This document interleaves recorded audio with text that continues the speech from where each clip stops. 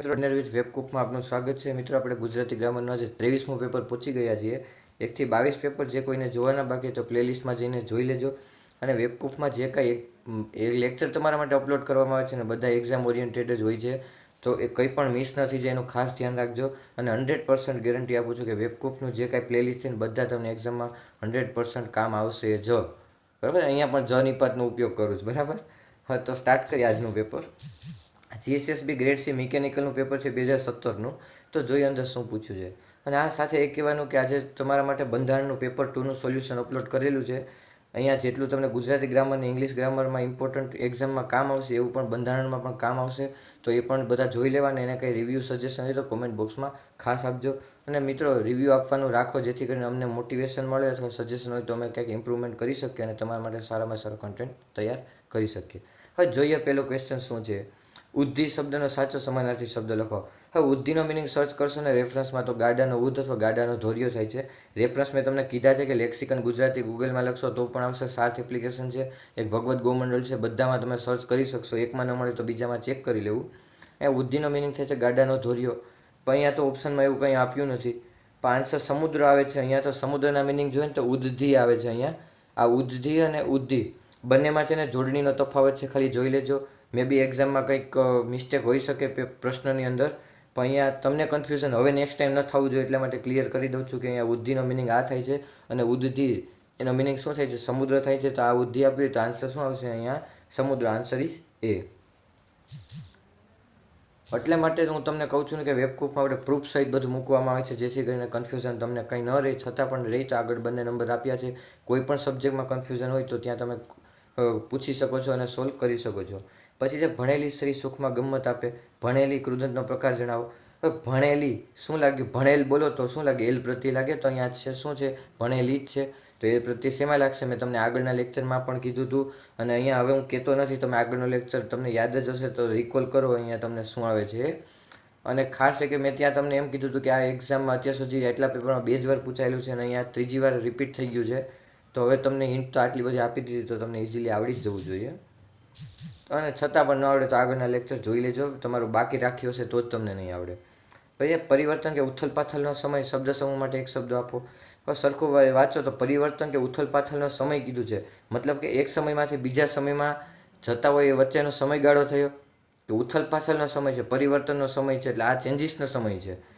તો ઓપ્શન જો તો કળયુગ, તો એક કોઈ પર્ટિક્યુલર સમય છે કળયુગ, નવયુગ તો કે નવો યુગ એ પણ એક પર્ટિક્યુલર સમય આવી ગયો છે, દુષ્કાળ તો એ પણ એક પર્ટિક્યુલર સમય છે, દુષ્કાળ પડી ગયો હોય। હવે સંક્રાંતિ કાળમાં જોવો તો કીધું છે કે એક સ્થિતિમાંથી બીજી સ્થિતિમાં જવા સુધીનો વચલો સમય, તો આ સિનોને સમાનાર્થી થયું ને આનો ઉથલ પાથલના સમયનો, શબ્દ સમૂહ માટે એક શબ્દ એ થયો, તો શું આવશે આન્સર સંક્રાંતિ કાળ, આન્સર ઇઝ સી। ખાસ આ બધા એકબીજાને કન્ફ્યુઝ કરે એવા આપ્યા છે ઓપ્શન, તો કન્ફ્યુઝ ન થતા। પછીનો ક્વેશ્ચન જોવો તો અહીંયા શું છે, સમાસ ઓળખાવો। હવે પંક્તિ જે કંઈ આપી હોય આપણે કંઈ લાગે વળગે નહીં, ટાઈમ વેસ્ટ નહીં કરવાનો। અંડરલાઈન છે મંત્રમુગ્ધ અને સમાસ કીધું છે એટલે મંત્રમુગ્ધનો સમાસ સોલ્વ કરવાનો। તો આગળ આપણે રેવન્યુ તલાટીના પેપરમાં રિપીટ થઈ ગયો છે, આ મારું મૂકવાનું મેઇન રીઝન એ જ છે કે તમને ખ્યાલ આવે કે આગળના પેપર કેટલા બધા ઇમ્પોર્ટન્ટ છે અને આપણે 100+ પેપર સોલ્યુશન કરશું મિત્રો। કેટલા ક્વેશ્ચન આપણે એવરેજ 15 ક્વેશ્ચન કન્સિડર કરશો તોય તો 1500 ક્વેશ્ચન થશે, એમાંથી તમારા નહીં 15 માર્કના ક્વેશ્ચન પૂછાઈ શકે। તો અને તમને એટલું બધું ગ્રામર પણ આવડી ગયું હશે એટલે 100% ગેરંટી આપું છું કે ગુજરાતી ગ્રામરમાં તમારો એક પણ માર્ક નહીં જાય જ। પછી શું છે અહીંયા તમને આપી દીધું છે, મેં ત્યારે પણ સોલ્વ કરાવ્યું હતું, તમને બધાને આવડી જશે, છતાં પણ અહીંયા એકવાર તમને કહી દઉં છું કે મંત્રમુગ્ધ એટલે મંત્રથી મોહિત થાય છે, તો વચ્ચે થી લાગ્યું, થી થકી વડે દ્વારા પ્રત્યે લાગે તો તૃતીય વિભક્તિ કરણમાં આવશે। આ તત્પુરુષના પેટા પ્રકાર છે, અહીંયા પંચમી વિભક્તિ આગળના જ મેં લેક્ચરમાં તમને સમજાવ્યું હતું ક્યાંક, અને અહીંયા તૃતીય વિભક્તિ પણ રિપીટ થઈ ગયું છે, તો નોટ ડાઉન કરી લેજો ન કર્યું હોય તો। પછીનો ક્વેશ્ચન છે અલંકારના મુખ્ય પ્રકાર જણાવો। તો અલંકારના મુખ્ય કેટલા પ્રકાર છે, 2 જ પ્રકાર છે ને, એક શબ્દાનો પ્રાસ અલંકાર છે અને એક વર્ણાનો પ્રાસ અલંકાર છે। તો શબ્દ ઉપરથી અને વર્ણ ઉપરથી 2 જ પ્રકાર છે, તો આન્સર શું આવશે એ 2। આ તો કોમન ક્વેશ્ચન છે। પછીનો પ્રશ્ન છે નિપાત શોધીને લખો। ભાઈ બહેનમાં તો એવું બનવાનું જ, નિપાતમાં આપણે તો પણ સાંભળ્યું હતું, જ પણ સાંભળ્યું હતું। ઓપ્શનમાં જુઓ તો માં તો ક્યાં આવતું નથી નિપાતમાં, એવું તો એ પણ નહીં આવતું, તો આન્સરમાં તો અને જ બંને છે, તો કન્ફ્યુઝ નહીં થવાનું। અહીંયા બંને આન્સર સાચા છે, આન્સર કીમાં પણ આપેલા છે, કોઈ બી કરો સાચું જ છે। અહીંયા તો પણ નિપાત છે અને જ પણ નિપાત છે, તો આન્સર શું આવશે સી અને ડી બંને। પછીનો ક્વેશ્ચન જોઈએ તો પેટનો આપો રૂઢિપ્રયોગ ન દર્શાવો. હવે આનો શું થાય છે રૂઢિપ્રયોગમાં? ખાનગી વાત પ્રગટ ન કરવી. હવે તો આગળના જેટલા પેપર લીધા ને ખાનગી વાત પ્રગટ ન કરવું ને અલગ અલગ ઘણીવાર રીતે પૂછાયેલો છે. આ બહુ જાજી વાર રિપીટ થઈ ગયો છે. ખાલી ચેન્જીસ જ કરે છે કે આનો મિનિંગ આ થાય તો આનો મિનિંગ 3-4 મિનિંગ થતા હોય તો વારાફરતી બધા મિનિંગ પૂછી લે છે. તો પેપર સોલ્યુશનનો મિનિંગ આ જ છે, કરવાનો શું કામ જરૂરી છે. તો આ આન્સર શું આવશે? બી આવશે.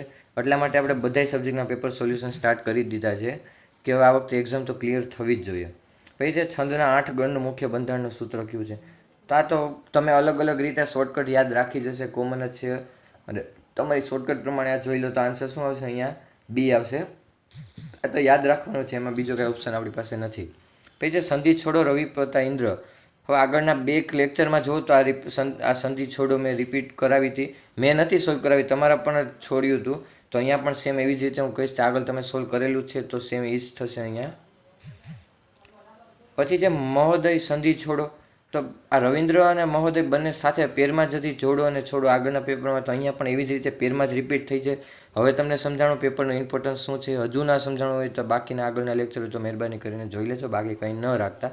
અહીંયા આન્સર લખવાનો બાકી છે, અહીંયા બી આવશે આન્સર. પછીનો ક્વેશ્ચન છે ખાલી ચણો વાગે ઘણો. હવે તો આ તો ચવાઈ ગયો ને ક્વેશ્ચન. 23 પેપર સોલ્વ કર્યા મિત્રો. આ પૂછાયેલો છે, આન્સરમાં આપેલું હતું. ઓછી આવડત હોય તો વધુ બતાવવાનો ઢોળ.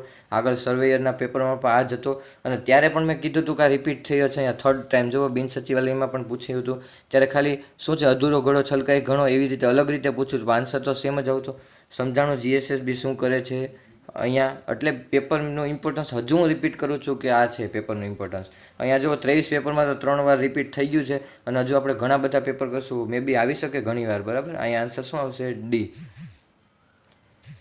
પછી જે સમાનાર્થી શબ્દ જણાવો. છિલ્લર. હવે છિલ્લરનો મિનિંગ જો તો શું થાય? નાનું તળાવ. ઓપ્શનમાં જુઓ તો પરચુરણ એ નહીં બંધ બેસતું સમુદ્રના મોજાનો અગ્રભાગ એ પણ નહીં આવે. મહત્વનું નહીં હોય તેવું એ પણ નહીં આવે. આન્સર શું આવશે? એ ખાબોચિયું. અહીંયા ખાબોચિયું નહીં આપેલું પણ નાનું તળાવ તો એને સિમિલર જ થાય ને. તો આન્સર શું આવશે? અહીંયા એ ખાબોચિયું. પછી છે સાવજ શબ્દનો વિરુદ્ધાર્થી શબ્દ લખો. તો પેલા સાવજ તો ખબર હોવી જોઈએ ને. તો એક્ઝામમાં આવા મિનિંગ આવે તો તમે ત્યાં તો કંઈ રેફરન્સમાં સર્ચ નહીં કરી શકો. એટલે જ કહું છું કે વેબકૂફના બધા લેક્ચરમાં જેટલા સમાનાર્થી વિરુદ્ધાર્થી ફેસ કરેલા હશે તમારી પાસે હશે, એ પણ વાંચેલા હોય તો જેટલા ફેસ કરશો મેક્સિમમ એટલા તમને કામ આવશે. અને અહીંયા કોઈ બધા રિપીટ થતા હોય છે ક્યાંક ને ક્યાંક. હવે અહીંયા માનો કે ગાફેલ છે તો આગળના પેપરમાં ક્યાંક એવું પૂછી શકે ગાફેલનો સમાનાર્થી શબ્દ શું થાય. તો તમે અહીંયા ગાફેલ અહીંયા કર્યું હશે તો આગળ તમને કામ આવશે ને. તો અહીંયા સાવજના મિનિંગ જો તો શું થાય છે? સાવજ, સાચેત, જાગૃત, ખબરદાર બધા સાવજના સિનોનિમ્સ જ છે. તો અહીંયા જાગૃત ઓપ્શનમાં આપેલું છે તો એ તો સમાનાર્થી થયું ને. અહીંયા આપણે વિરુદ્ધાર્થી કીધું છે ને. સચેત એ પણ અહીંયા સમાનાર્થીમાં આપેલું છે, અહીંયા વિરુદ્ધાર્થી કીધું છે. તો આ બંને ઓપ્શન કેન્સલ થઈ ગયા. ઊંઘણસી તો એ તો કાંઈ બંધ બેસતું જ નથી. તો આન્સર વધ્યું શું? ગાફેલ. તો આન્સર શું આવશે? ગાફેલ. પણ તો ઓપ્શન ઉપરથી ગયા આવે. ડાયરેક્ટ ગાફેલનો મિનિંગ પણ ખબર હોવી જરૂરી છે, ક્યાંક પૂછાય તો કામ આવે. તો ગાફેલનો મિનિંગ શું થાય છે? તો કે અસાવધ અને બેખબર. અહીંયા ખબરદાર હતું તો વિરુદ્ધાર્થી બેખબર. અહીંયા સાવધાન હતું તો એનું વિરુદ્ધાર્થી અસાવધ, બરાબર. ગફલત કરનાર. તો અહીંયા આન્સર શું આવશે? એ ગાફેલ. તો મિત્રો આજનું પેપર આ થયું ગ્રેડ સી મિકેનિકલનું. તો આવી જ રીતે મિત્રો આપણે હરરોજ મળતા રહીશું, પેપર સોલ્યુશન કરતા રહીશું. જો તમને વેબકૂફનું કામ ગમતું હોય તો તમે તમારા ગ્રુપમાં વેબકૂફને શેર કરો, ત્યાં સુધી પહોંચાડો અને ચેનલને સબસ્ક્રાઈબ કરીને રાખો. બધા અલગ અલગ પેપર સોલ્યુશન મૂકતા હોય તો મે બી તમારા સુધી લિંક અમે ના પણ પહોંચાડી શકીએ. બાકી રહી જાય પહોંચાડી જ દેશું અમે, છતાં પણ નહીં ને બાકી રહી ગયું હોય તો કાંઈ પણ મિસ ન થઈ જાય. એટલે માટે નોટિફિકેશન આવી જાય તો તમને મળી રહે. એટલે વેબકૂફને સબસ્ક્રાઈબ કરી લો અને શેર કરતા રહો અને સપોર્ટ કરતા રહો. અને જે કંઈ રિવ્યૂ અમારા હોય તો કોમેન્ટ સેક્શનમાં આપતા રહો, જેથી કરીને અમને મોટિવેશન મળે ને કંઈ સજેશન હોય તો અમે સારું એવું ઇમ્પ્રુવમેન્ટ કરી શકીએ. આવી જ રીતે આપણે મળતા રહીશું અને હવે આ બધું કરતા રહ્યો જેથી કરીને આપણે આપણા ટાર્ગેટને અચીવ કરી શકીએ. ધન્યવાદ.